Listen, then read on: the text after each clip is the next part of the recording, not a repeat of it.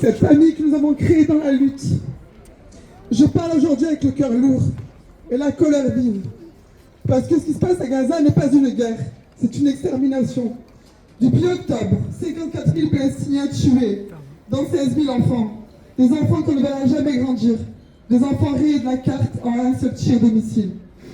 Et pendant que les bombes écrasent, la faim tue en silence.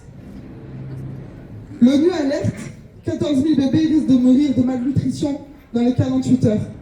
Non pas par manque de ressources, mais parce qu'on leur refuse de vivre, parce qu'on ferme les frontières, parce qu'on coupe l'eau, la nourriture, les soins. Et Macron, sous son hypocrisie, tourne enfin le regard vers la Palestine. Il parle d'une reconnaissance de l'État palestinien, en juin. Mais il attend surtout que Gaza soit annexé, pour n'avoir plus rien à reconnaître. Il a annoncé à New York en conférence avec l'Arabie Saoudite. La France pourrait reconnaître officiellement la Palestine. Mais ce revirement n'a rien d'un acte de justice. Il intervient au moment où l'annexion devient réalité. Comme s'il fallait attendre qu'il n'y ait plus de territoire pour parler d'État. C'est une manœuvre honteuse. Et déjà, les diplomates français évoquent un report sur la pression des alliés occidentaux. Comme l'a dit Mathilde Panot à l'Assemblée nationale, comptez-vous reconnaître l'État de Palestine lorsqu'il n'y aura plus de Palestiniens? Et pendant que nous crions cessez-le-feu, d'autres participent au crime. Des soldats franco-israéliens avec des papiers français filment leur massacre. Ils chantent la Marseillaise devant les ruines. Ils posent avec des cadavres. Ils utilisent leur nationalité comme un passe-droit pour tuer. Où est la justice? Où est la République? Et pendant qu'à Gaza les enfants meurent, à Montpellier, un concert projette des images de bombardement sur scène, comme un feu d'artifice, comme une décoration. Ils transforment les morts en décor. Le bruit des applaudissements remplace celui des bombes. Honte à eux. Et que dire de l'aide humanitaire? Cette semaine, 5 camions ont été autorisés à entrer dans Gaza pour 2 millions d'habitants. 5. Et 2 de ces camions contenaient des linceuls. Pas de lait pour les enfants, pas de médicaments, mais des sacs pour les enterrer. Voilà la réponse du monde, soi-disant civilisé. Aujourd'hui encore, l'armée israélienne a bombardé un orphelinat.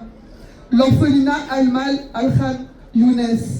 Des enfants qui avaient déjà tout perdu. Même ce refuge leur a été arraché. Voilà la politique israélienne. Tuer 2 fois les enfants palestiniens. Et que dit l'UNICEF? L'organisation est formelle. Les enfants paient le prix le plus élevé. 9 enfants sur 10 à Gaza ne mangent plus qu'un repas très pauvre par jour. Des enfants meurent de faim. Non pas par manque de moyens, mais parce que l'aide est bloquée. Jamais dans l'histoire récente, autant d'enfants n'ont été tués en si peu de temps. Mais nous ici, on n'essaie de pas l'indifférence. Car pendant qu'Israël tente d'anéantir un peuple, une autre force se lève. Une force immense, celle de la solidarité internationale.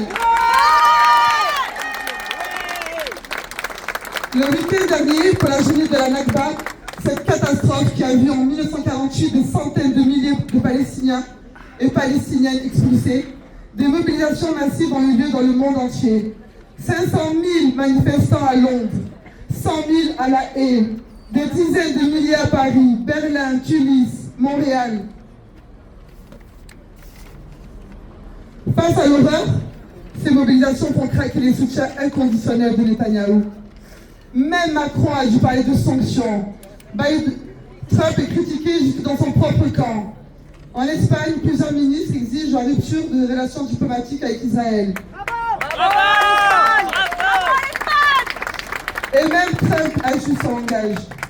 Ce n'est pas de la compassion, c'est la peur de la rue, la peur des peuples mobilisés. Ce sont nos cris, nos marches, nos grèves, nos campagnes qui font vaciller leur hypocrisie.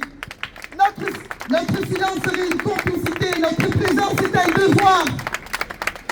Nous sommes là pour dire que chaque vie palestinienne compte, chaque enfant arraché à sa famille, chaque bébé mort de faim et un cri qui nous oblige.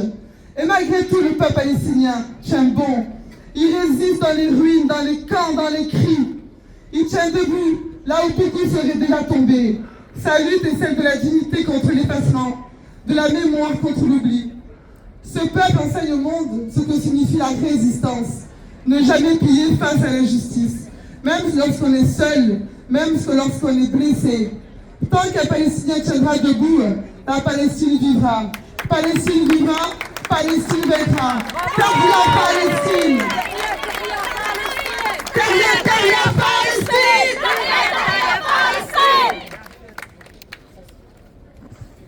Merci à vous tous et à vous toutes.